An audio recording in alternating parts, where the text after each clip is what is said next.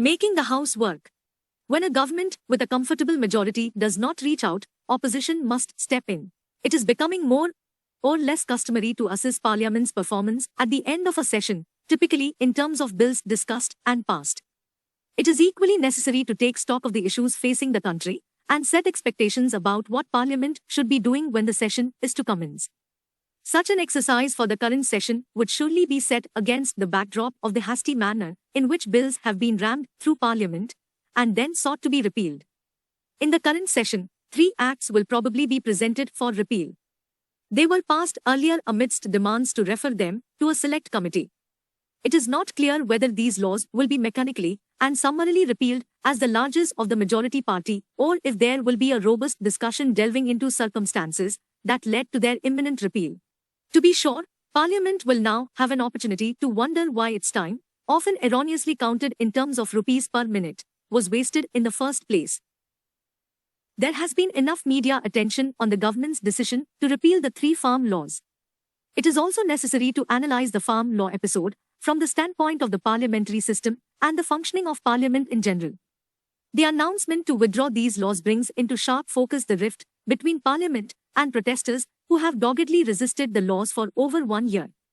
As a result, these laws will have the distinction of having been passed but never implemented. Though not withdrawn, a similar fate hangs over the head of the CA and the decision to prepare a national register of citizens. In fact, during the past 2 years, Parliament has passed quite a few bills whose constitutionality is in serious doubt and which are challenged by social sections affected by them. How can we understand this continuing disconnect? This Lok Sabha, increasingly the Rajya Sabha as well, poses a riddle for the theory of representative democracy. The ruling majority has a handsome majority, a 300-plus representation in the Lok Sabha, and by the standards of the FPTP system, a reasonable vote share of over 37%. In addition, if one considers the folklore generated around the PM's appeal, this should be considered a fairly popular government in recent history. Yet, this is also a government that has drawn severe criticism from multiple quarters. The current moment is marked by a slide in India's status in international rankings on democracy, human rights and press freedom, an ever-increasing number of sedition cases and spiraling UAPA cases. To complicate matters, laws passed by Parliament are increasingly being seen as unacceptable. This non-acceptance is, perhaps, restricted to a small section. But the arguments put forward by them remain persuasive.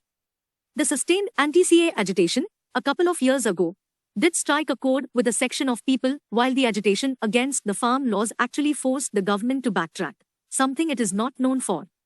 The majority government seems less representative than many minority governments of the past. The government may have the majority in numbers, but does not have the capacity to take the majority along. It seems to take its majority for granted. At this juncture, an important responsibility lies with the opposition.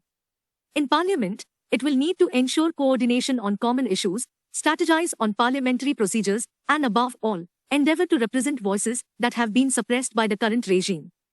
In other words, the responsibility of representation now shifts to the opposition. Acrimony might be unavoidable given that the current regime doesn't give adequate respect to differences of opinion.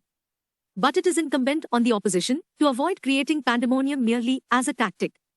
Noise and sloganeering cannot replace the responsibility to represent. Pandemonium is only a cover-up for bad coordination and lack of homework. While party politics implies that the opposition needs to take up the responsibility to challenge and probe the government, the idea of representation requires that all MPs are sensitive to public opinion as well as to protests outside Parliament. The role of ruling party MPs is not merely to ram through the House whatever the government wishes, but to also probe the executive delicately. In allowing the government to sidestep all opposition, the MPs from the ruling party create an atmosphere wherein they lose any semblance of authenticity in their role as representatives. If the likes of Varun Gandhi keep doing in Parliament what they are doing or saying outside, that would certainly make Parliament a much more representative forum. Such independence of ruling party members is connected both to intra-party democracy and to intra-party factionalism. When parties have factions, they become democratic in their internal functioning.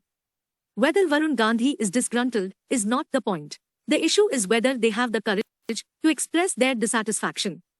It is also important that they have an intellectual position of their own. Do MPs from the ruling party take their role and their constituents seriously for re-election, or are they entirely dependent on party bosses for getting re-elected? The litmus test to their independence will be in how they express themselves in Parliament. In any case, for Parliament to regain its representative character, ruling party members need to be more sincere about the parliamentary system and unafraid of executive power. Finally, we would not be raising these matters about a gap between Parliament and society if resilient protests had not taken place in the first place. Protests have played, and will continue to play, a critical role in forcing us to confront the issue of representation. In times when it is becoming intellectually fashioned to villainize the civil society, it must be reiterated that no democracy can exist without a robust civil society. Its tension-ridden relationship with party politics must be recognized. In that sense, the rising antinomy between Parliament and protests is more because of the unrepresentativeness of Parliament than due to the rebellious ways of civil society. All democracies have learnt this the hard way. Such contestations alone constitute the core of democracy. Contrary to a typical police person's wisdom, masquerading as security theory, civil society does not cause civil war, its suppression causes civil war.